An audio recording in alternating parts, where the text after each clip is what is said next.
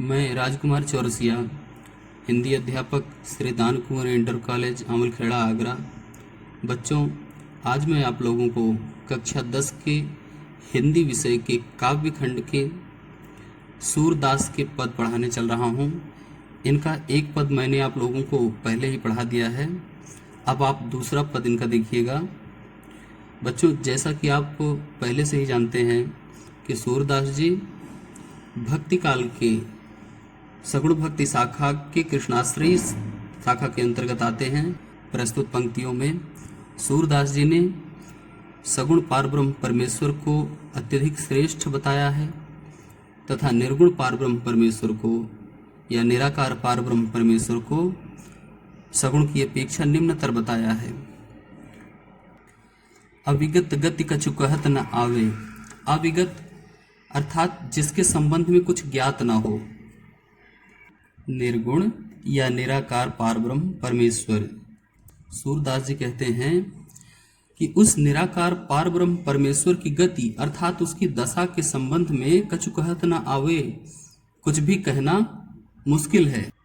उसके संबंध में कुछ भी कहा नहीं जा सकता है।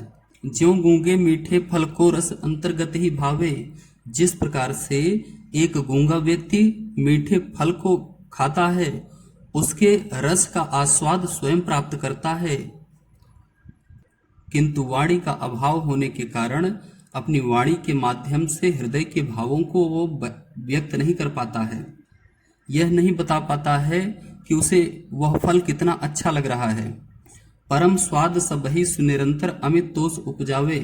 उसे निरंतर अर्थात लगातार यह परम स्वाद प्राप्त होता रहता है और अंदर ही अंदर वह अत्यधिक संतोष प्राप्त करता है। उसके हृदय में अत्यधिक संतोष उत्पन्न होता रहता है।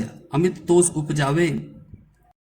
निर्गुण पारब्रह्म परमेश्वर का उपासक जो होता है, उसकी भी दशा बिल्कुल गूंगे व्यक्ति के जैसी ही होती है कि वह निर्गुण पारब्रह्म परमेश्वर का संपूर्ण आनंद प्राप्त करता है, किंतु किसी दूसरे व्यक्ति को उसका आभास नहीं करा पाता है, क्योंकि वह निर्गुण पारब्रह्म परमेश्वर मन से और वाणी से, मन वाणी को अगम अगोचर, मन से और वाणी से अगम्य है, दिखाई नहीं देने वाला है, अगोचर।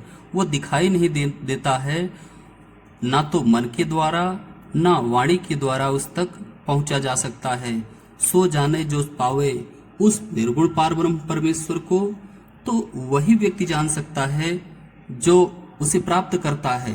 अर्थात निर्गुण पारब्रह्म परमेश्वर का उपासक ही निर्गुण पारब्रह्म परमेश्वर के संबंध में जान सकता है।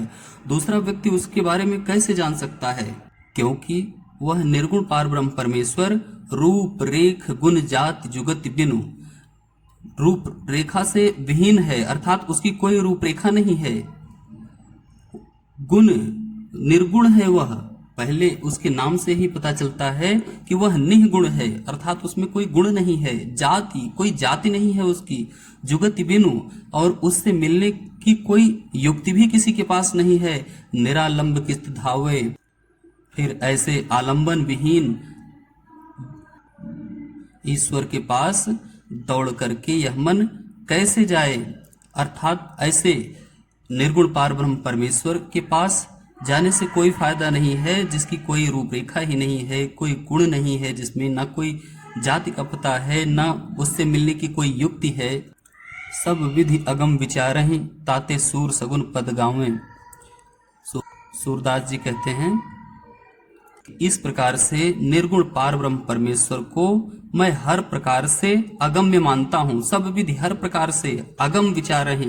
मेरे विचार में वह निर्गुण पारब्रह्म परमेश्वर अगम्य है, अर्थात उस तक पहुंचा नहीं जा सकता। ताते सूर सगुन पद गावें। इसलिए सूरदास जी कहते हैं कि मैंने जब यह विचार कर लिया, पूरी तरह से यह समझ लिया कि निर्गुण पारब्रह्म परमेश्वर अगम्य है, उस तक पहुंचा नहीं जा सकता है, तब से मैंने सगुण भक्ति के गीत गाना प्रारंभ कर दिया, अर्थात श्री कृष्ण जी की उपासना करना प्रारंभ कर दिया। आइए इस पद का एक बार पुनर्वलोकन हम लोग कर लेते हैं।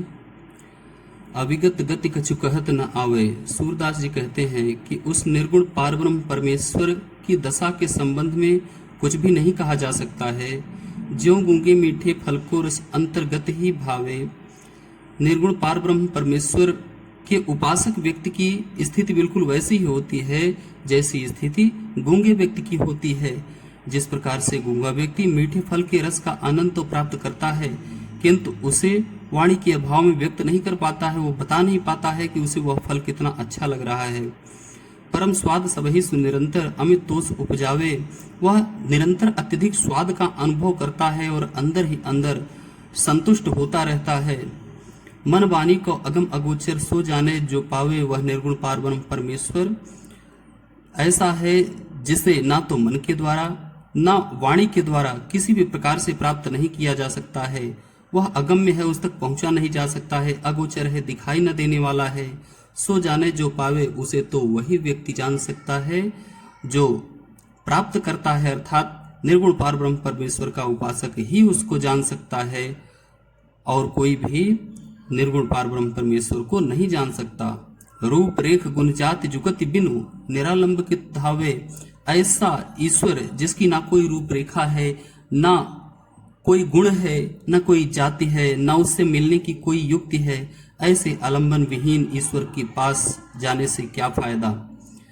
सब विधि अगम विचार ताते सूर सगुन पद गावे।